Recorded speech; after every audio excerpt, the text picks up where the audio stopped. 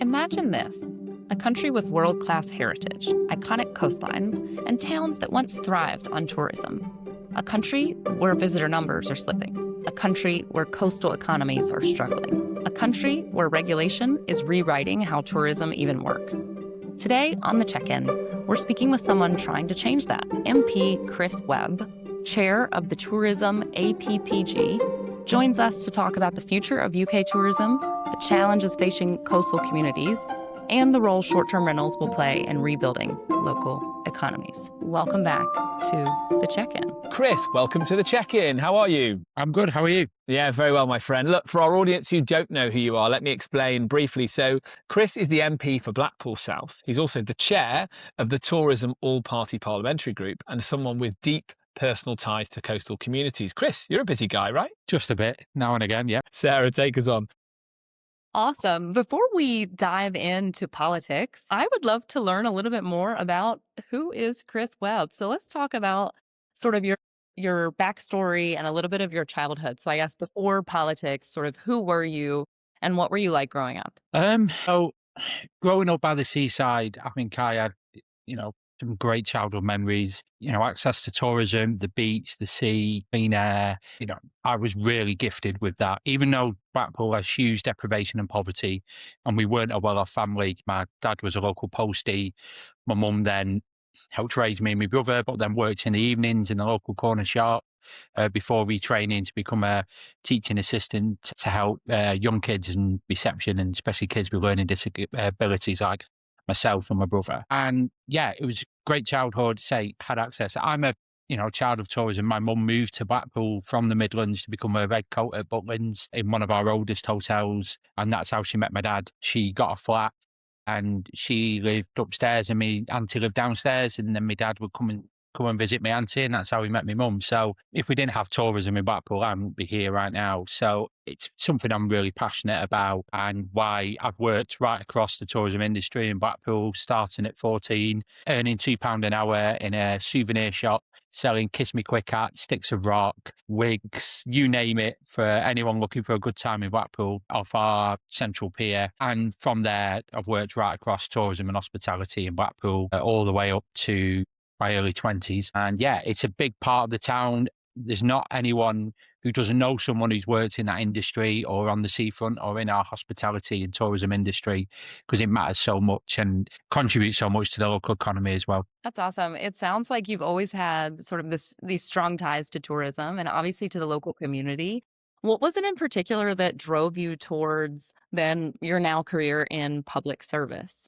So I supported quite a few charities around Blackpool, and whether mental health or the food bank, homelessness charities as well. And I was doing my bit as well as my other jobs previously where I've worked in the public sector, civil servant, also some other kind of campaigning roles. But I kind of got to a point where we were helping, it was reaching so many, but we needed to do more. And for me to take that next step, it needed national change, national support. So I felt Blackpool had not had anyone from Blackpool representing the town in Parliament for, I think, it worked out around 100 years. And we're not too sure if that person from my constituency was actually born in Blackpool or born in Lytham down the road. The records are a bit skew-with. But it'd been a long time either way. Someone from Blackpool represented Blackpool South. So I thought time was right. He needed someone with that local voice, championing local people in Blackpool, putting them first and making the change on cost of living, making the change on mental health that we need,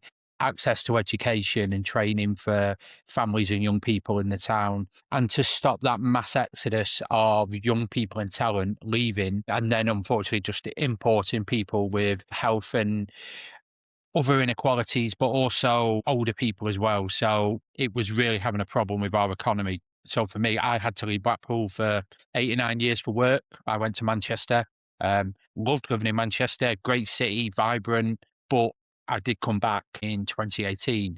But I think many don't come back. So we've got to look at how we do that.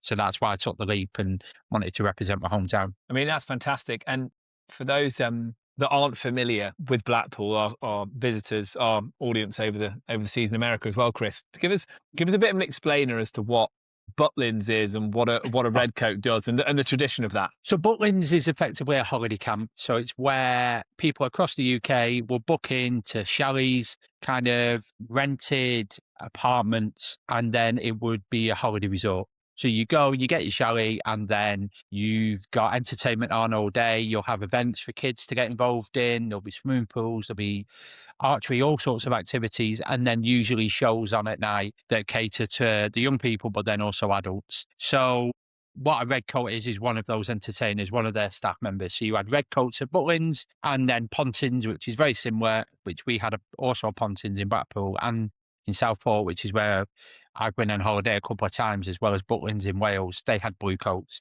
So effectively, people who would engage with the attendees or the kind of visitors and the holiday makers and make sure they have a good time during their 5-night stay. Most people stayed for 5 nights, maybe a week. It'd be very rare people would do it for 2 weeks. But it was a kind of low cost holiday, predominantly for working class people to get away. And my mum and dad, in their 20s with friends, went to Butlins without any kids. So it's not just always for families. They went into the ones in Wales, which then I went to a few years later when I was born, as well as going to other sites around the country. So it's still popular. I've been to a Butlins with a friend down in Skegness, and now they're tailoring for more adults and kind of weekenders, as well as the kind of summer holidays for young families. Blackpool, big tourism town, has been since the 1800s. We had the busiest train station in the world at one point. The amount of visitors in Victorian England that came to Blackpool, again, it was a resort for working class people to get in the Sunday best and come to the prom to get away from the heavily polluted cities and areas across the country to get for a nice bit of seaside. Now, you see on historic pictures tens and tens of thousands on the beach in full suits. It must have been freezing because I know how cold it can get, but it was clean air and it was a way of rejuvenating. Even Charles Dickens came to Blackpool for his bit at the Imperial Hotel as part of some rejuvenation holidays. So it was seen that it would help people's health and they'd live longer.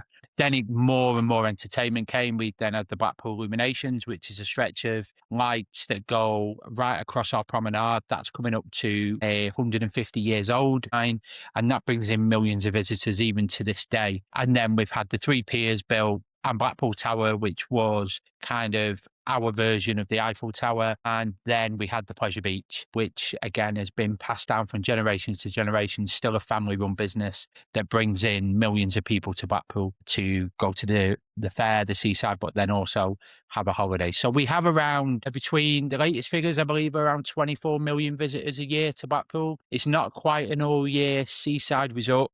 We do have a lull period between January and March. It used to be from November to March, but the council extended the season till the 5th of January, where we've included the illuminations to continue, and we now have a winter fair, which has been hugely successful the last few years.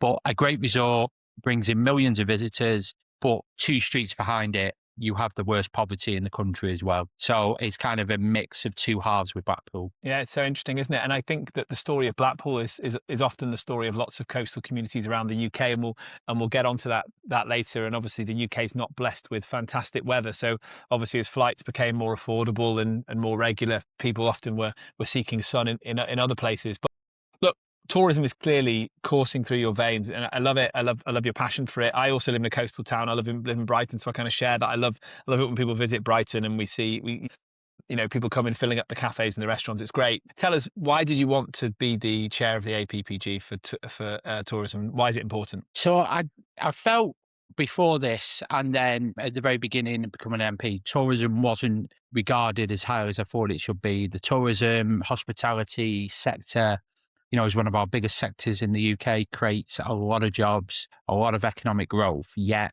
doesn't get the same sell as it should alongside the defence sector or education sector or many others. But there's so many jobs, and especially in deprived communities, that rely on it. So with my background, I joined the APPG as soon as I got into Parliament. We had a general election, and then I was approached, would I be interested in chair, which is quite rare for a new MP to do that. But obviously I'd spoken quite passionately in my campaigns about my background, my tourism background specifically, the work I'd done in this sector, and thought we need to make sure someone who understands the industry can be a voice in Parliament, and so that industry feels like it has a voice as well down here. So I've been really keen to make sure that the APPG has been accessible to the industry and businesses, not just in Blackpool, but right across the country. And we've had many meetings where we've invited businesses and entrepreneurs and, kind of sector bodies to the APPG to make their case for support, make their case for changes, but also access to MPs from across the country so they feel like their voice is being heard. Let's ask a broad ranging question, and there's lots of ways you could take this one, Chris. But in your opinion, as chair, what are the major challenges facing the UK tourism sector at the moment? I think you outlined it before. Cheap airlines have meant that more people are choosing to go abroad. Blackpool for a long time, whilst being a family resort, was also heavily a stag and hen do for American bachelor and bachelorette parties. It was very popular for that. People would come for the weekend. Whilst it brought some rowdy behaviour, it brought a lot of money into that sector, into the bars and restaurants, as you can imagine. And now you've got people choosing to go abroad to Spain, to other areas for those sorts of holidays. So now Blackpool has then wanted to change to a more family-oriented resort, which I think is the right move for Blackpool. But again, whilst we saw a boost after COVID, we've still not got to pre-COVID levels in our kind of occupancy rate for hotels in Blackpool. And we're seeing a shift to more day trippers, but also people that are choosing to come at the last minute. So it'll be more on a Friday night, they'll go, shall we go to Blackpool tomorrow for a day out? Because again, we are victim to the weather, so if you get some good weather, good bank holidays, we can be very busy. We can be the busiest seaside resort in the country. Unfortunately, if you get a bit of rain, then it can be detrimental to our economy. So we saw in 2024 was a wet year that really had an impact on the sector in Blackpool. 2025, glorious weather, glorious summer, great bank holidays, Easter, all the way up to kind of a mild winter meant we saw, I suspect record numbers come to the town.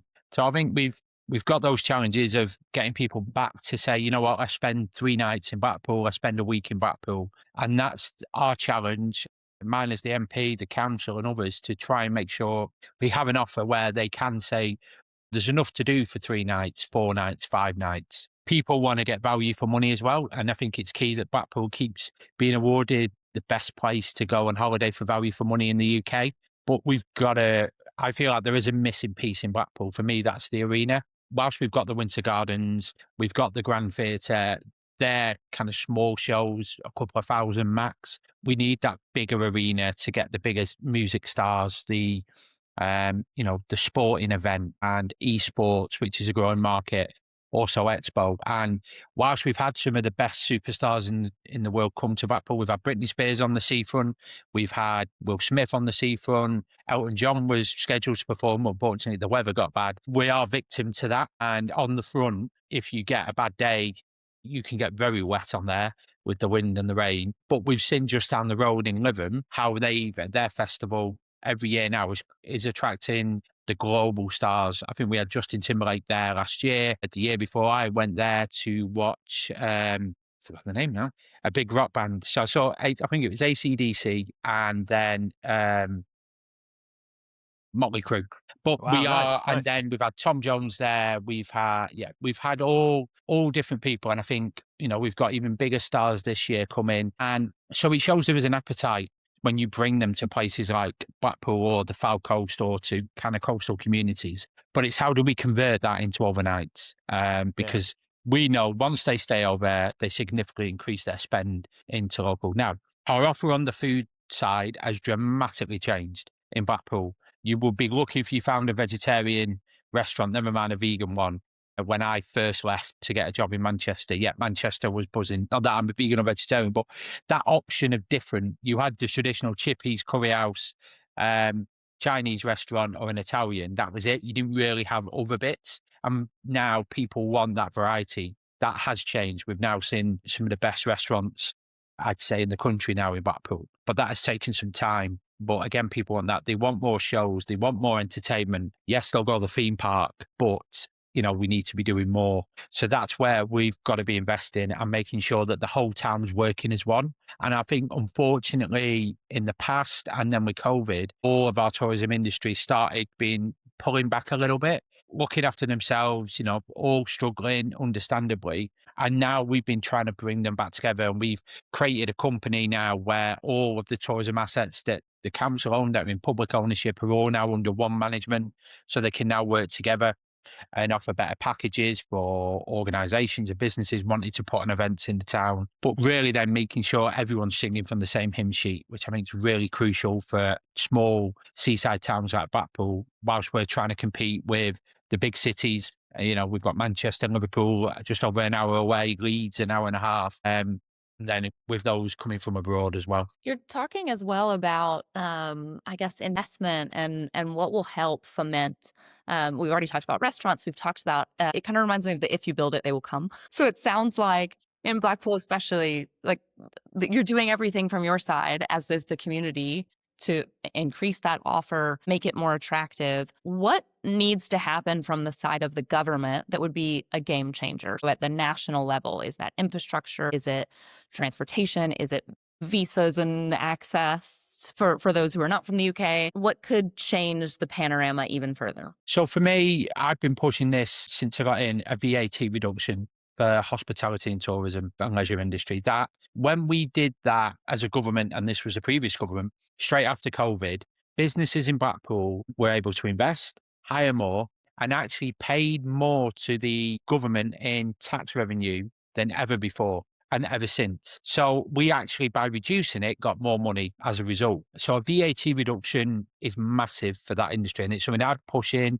I'll continue to push. I mentioned this morning to Treasury officials because a proposal has been put forward by another party today about it, but unfortunately funding it in a way that would increase child poverty. So it's not the right approach and not the one that I would endorse. So VAT reduction for a start. For me, some infrastructure. So we had an airport in Blackpool that was flying commercial flights. At the minute, it doesn't. It's just private and training. I'd like to see support to bringing back commercial flights to Blackpool. So then we would see residents have access to an airport a lot closer to home. But also use it to bring people in as well and advertise Blackpool as a result there. Or if you want to go to the UK or the Lake District or into the north of England, you don't have to fly into Manchester. Here's another option. At the minute, it's used a lot by Premier League football teams who then are playing in the north or flying to Blackpool. But to me, if we can get that investment to reopen, the airport would be huge. Travel and rail is a big. Unfortunately, we had direct routes to London. They've been halved recently. So I'm having discussions with the rail company and the regulators, see how we can get them back. For me, they're crucial. Whilst you can change at a neighbouring station half an hour down the road, that directly means we want to be able to advertise that you can go from London to your hotel in Blackpool in 3.5 hours for a reasonable cost. Again, the costs along our West Coast main line are significantly higher from the East Coast line that goes up to Yorkshire and to York and Leeds. It's a fraction of the price. So again, that nationalisation of the rail, bringing back under public ownership and offering reasonable fares for people from London to get to Blackpool, or people that are going to London for a holiday, decide, you know what, let's go to the north for a few days as well. And as many travellers do, British people that go around Europe, to France, to Italy, to Spain, they'll get a rail pass and they'll go around the country whilst they're there. We need to be looking at better ways of getting that money and those tourists out of London and the south, and dare I say Brighton as well, though significantly warmer in your way of the world.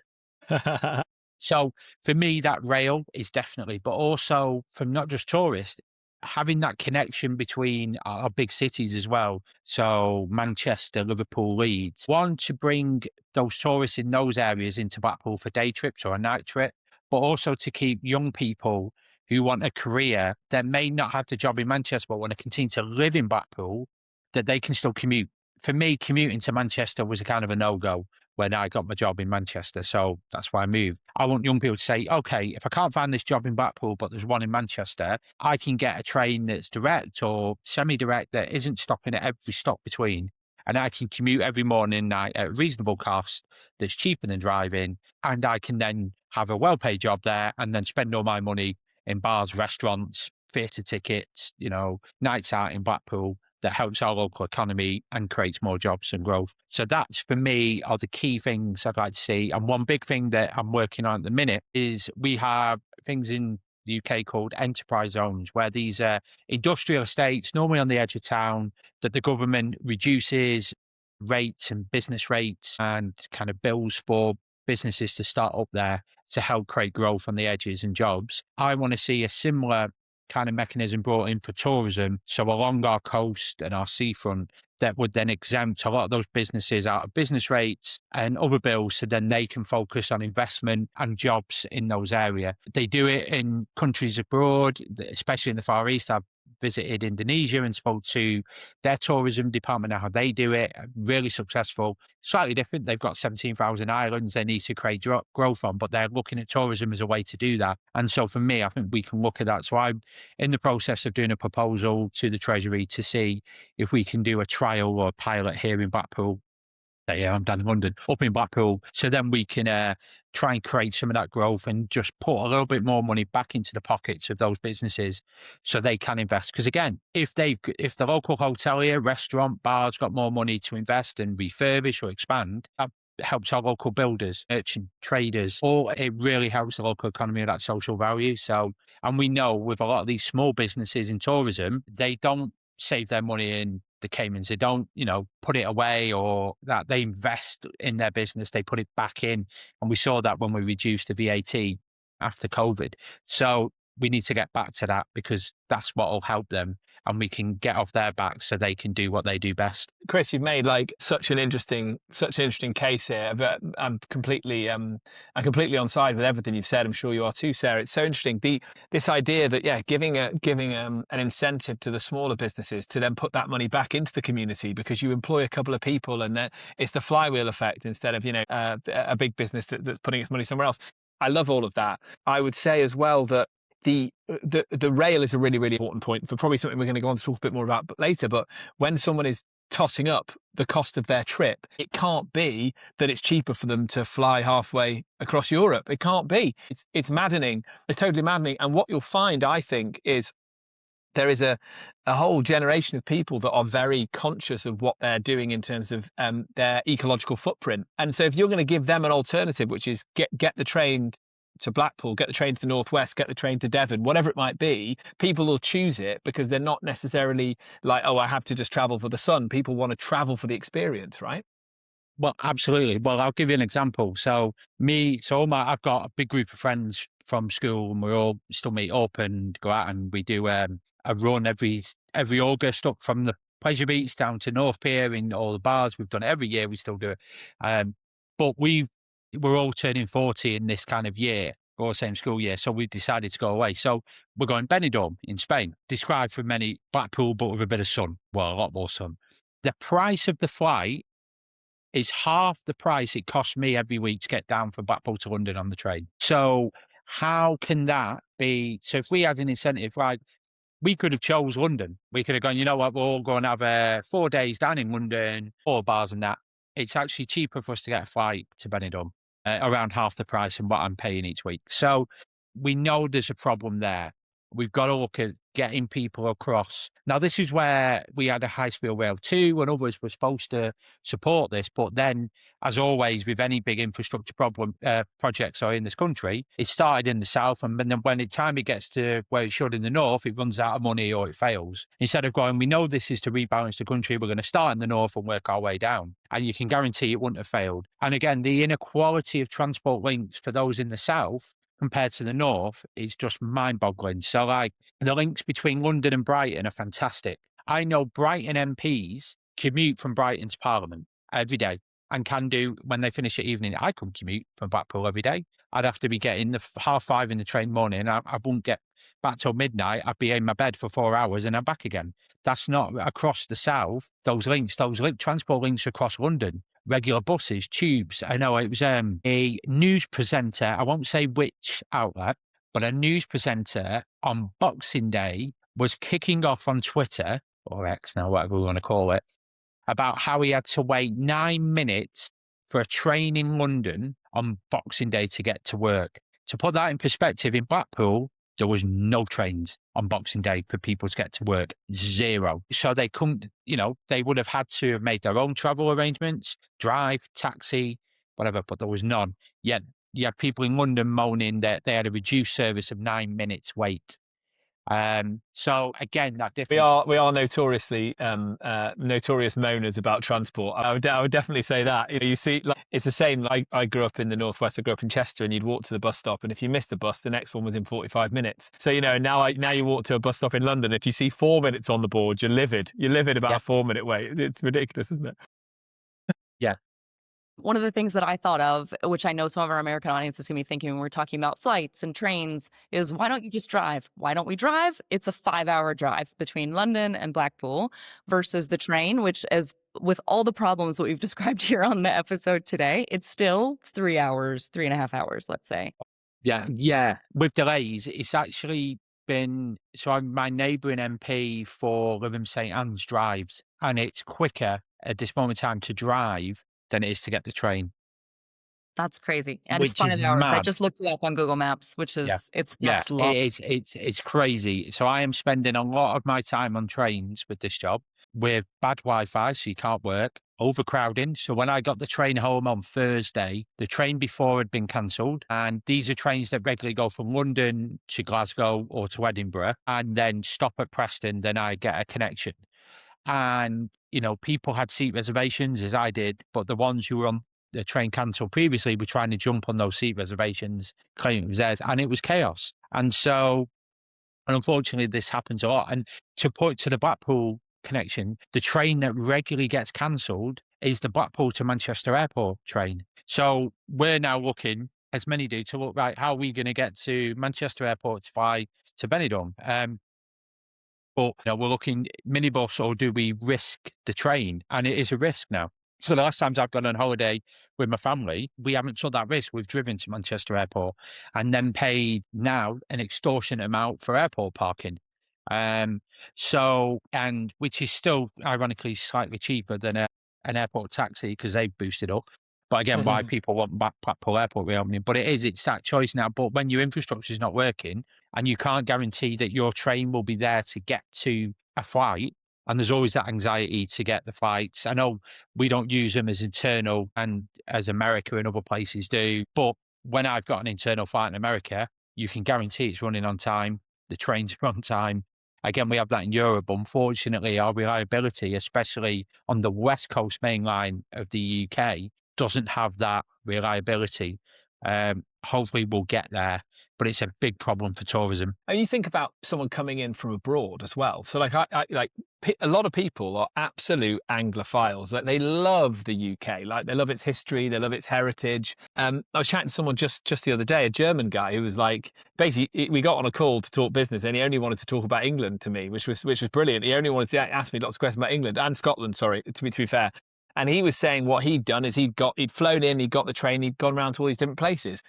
You're absolutely right. It's for us internally, our day-to-day commuting, and when we're trying to get round to go on holiday, but also visitors coming in from the outside. And what then builds that next summer of visitors is people on Instagram, people on TikTok, sharing photos, sharing videos of where they've been, and that does half of your marketing. And I think that's another area where I actually think we're lagging behind, Chris. Do you think that's fair?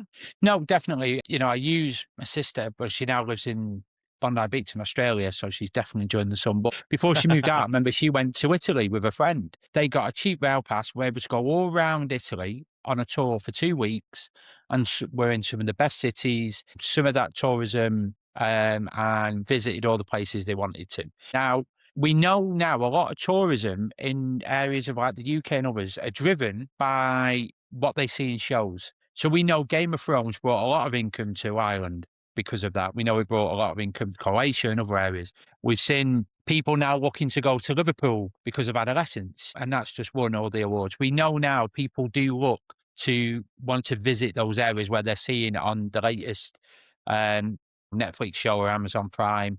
I think the Cotswolds and that has made a fortune from Clarkson's Farm. From the visitors have gone probably over tourism at its parts because it has, the local infrastructure has never been equipped for that amount of visitors. And, we went down to Cornwall for a holiday when my son was 6 months old, and we stopped off because we'd watched Clarkson's Farm. I wouldn't have normally took a detour to the Cotswolds on the way home. We would have just come home, but we did.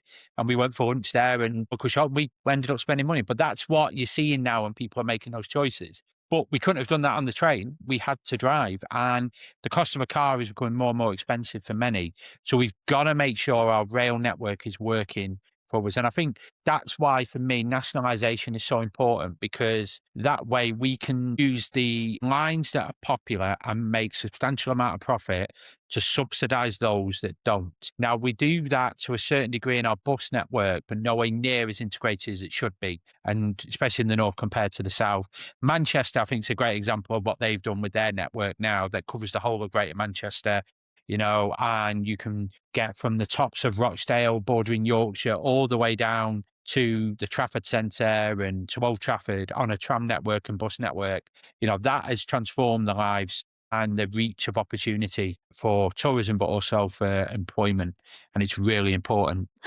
Chris, I would love to, obviously we met you at the Short Stay Summit last year. And so I know we've talked a lot about transportation and all of these things, but I want to take it back for a moment to once people are in destination. And one of the things that you talked about was going to be extremely important for continuing this growth is getting people to stay overnight. So I'm curious what kind of role, particularly short-term rentals or short stays, would have in an environment like Blackpool, and how that might differ from other places in the UK or in Europe where sometimes this type of accommodation is demonized. Yeah, I would say it's the increase in Airbnbs, and unfortunately, it is Airbnbs that get the blunt kind of end of this, hasn't been perceived from the industry in the town and some residents as popular. Now, Blackpool has had short-term lets in our economy since the Victorian era. They have always been there. We have had a mix of hotels, guest houses, which are kind of more low-key, cheaper hotels, rooms where very basic. Some of them don't even have toilets in the rooms. You have to go down the corridor for that. To short-term lets. So we've always had it in Blackpool, always. But it was kind of the lower and there wasn't as many as the other options. As people's kind of choices in tourism and what they want to have on holiday, they want that flexibility. They want to have that kitchen. They want to be able to cook and support, especially as families, more young people are being diagnosed with gluten disorders or celiac, or they're vegan or vegetarian. Sometimes it's better than you can cook, or, especially if you've got a family where someone's got a disability in as well. So that demand has increased significantly, and people's habits and choices are made. Again, I come back to Butlins. In those chalets, you had a kitchen. So we never went to the area for breakfast. We might have gone for dinner, but we had breakfast and that in the chalet.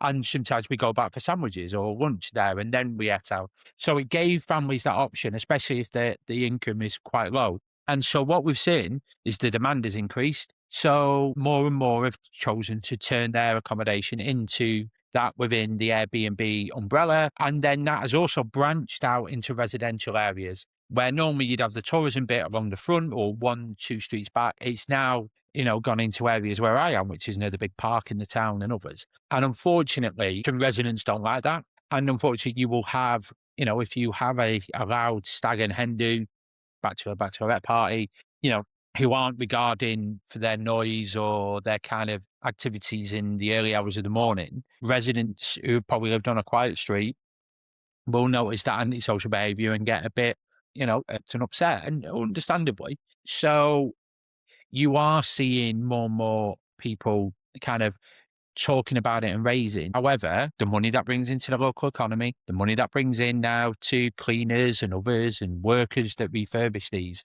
is there. And when I've had hoteliers in my patch complaining about this, I said, well, that's the demand of the customer.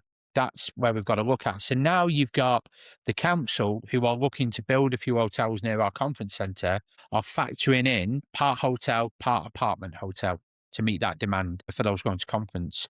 We know there's another developer down the road from the Winter Gardens and the conference centre doing exactly the same. So they're jumping on it. but on a larger scale now. So we know that is the demand of the market and how people are choosing, especially staycation holidays. But this, again, shouldn't be a surprise because many who would go abroad, if the British who went to Spain, Portugal, Italy, especially in Europe, they would predominantly go half board, which had rooms with kitchens that were exactly this style.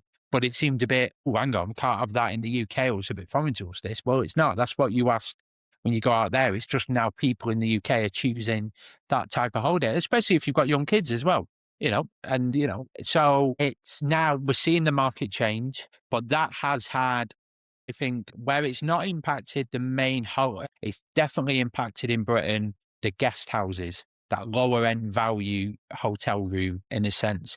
And they're the ones now that are struggling from this. And they're the ones where you'll see plenty up for sale in Blackpool that have been in 2 or 3, 4 generations, but now are just no longer financially viable. Because again, people are choosing apartment hotels or apartments of, catering, or they're booking their hotel, my generation, through booking.com, hotels.com, one of the online platforms. Blackpool used to be, and Leo, you'll know this, they'd get out the yellow pages and they'd find Betty's guest house and they'd give her a call, speak to the landlady, can I come? And once they found a good guest house, that was that guest house that family used for 10, 20, 30, 40 years. They'd go back to the same landlady, landlord, or they go same guest house. They knew they were looked after. They're good English breakfast every morning or whatever. And then they go out. That's changing. The generation of under 40s, which I'm just still in, so I can say that my generation for a few more months.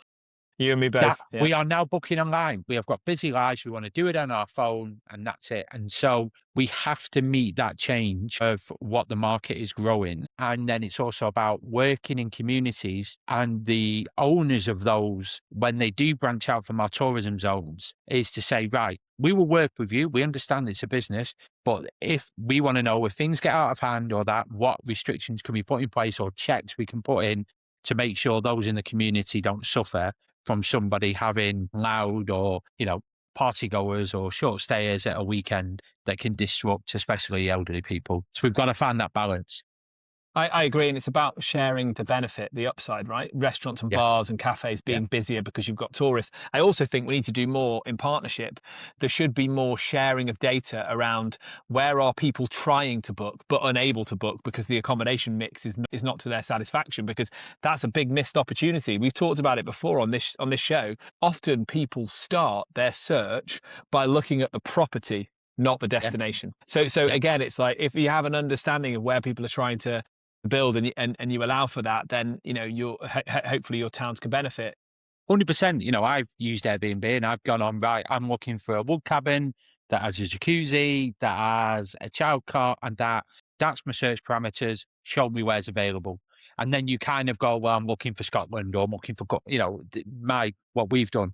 And then we've looked at it that way. It hasn't been, we want to go up to Edinburgh, or we want to go down, to Plymouth or wherever. It's been, people are more flexible now with that, but also the habits of people. So where my parents, again, we didn't have much, but my mum always saved and worked hard to make sure that we had our summer holiday. She was always dead set on that. And, they'd work extra hours. My mum did fare pack vouchers, which are for essentially where people would put 20, 30, 50 pound a month in every month. And then when it came to Christmas, it got a bit extra and you got vouchers to spend in the shops for Christmas presents. And it was a way of, it did all go a bit belly up, but it meant that, it was mainly, wives and, grandmothers and that would save up throughout the year so they knew they had for Christmas.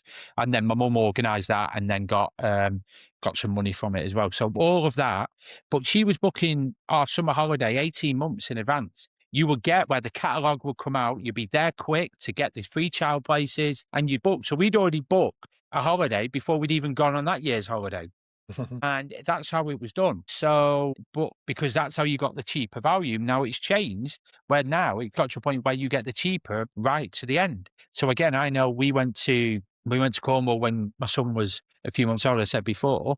We left it right. So the night before, And we found a fantastic wood cabin with a kind of resort at half the price because they were then selling it off. It was 2 days before because of that. That's us busy parents and whatever, but that's where the deals are now being sought. So people are prepared to wait a bit more. So that's how it's changing. And we've got to adapt with that. And that's where you aren't getting that hotels, and they are changing to that self-service accommodation because again, money might be, oh, we've got enough for a holiday, but not as a nice all-inclusive or expensive one. So we can go there, but then we'll go to the local shops in a few days. We might eat in or we might have lunches, but we'll do our own breakfast. They're looking for that now. And we've really got to understand, the demand and that change in the UK and really adapt to that and support businesses with that as well. But making sure we have an offer in a town that's coordinated to make them want to stay a bit longer as well when they're here. Chris, I think that's absolutely bang on, and it takes me back to something you said earlier, which is, in a weather-dependent market, and England and Scotland, Wales, it is very weather-dependent. We need to be able to service people travelling on a whim, and we also need to be able to service people who think, well, what if the weather is not as good as I wanted it to be? Can I, in this example, take refuge in a house that has a hot tub or a swimming pool or what have you? So yeah, great. Absolutely brilliant. Chris, thanks so much for your time today. We're looking forward to spending time with you at the Short Stay Summit. But yeah, thank you for your honesty and your understanding of the sector. No problem. Thanks for having me. For me, the more I can do to be vocal about this and to talk up the sector and try and get more support, I'm always here, and it's in my blood. So you won't expect anything different. And look, to all you guys at home, thank you so much. If you've enjoyed today's show, please hit like, share, subscribe, and all the usual social places. And we'll see you again next week. Thank you.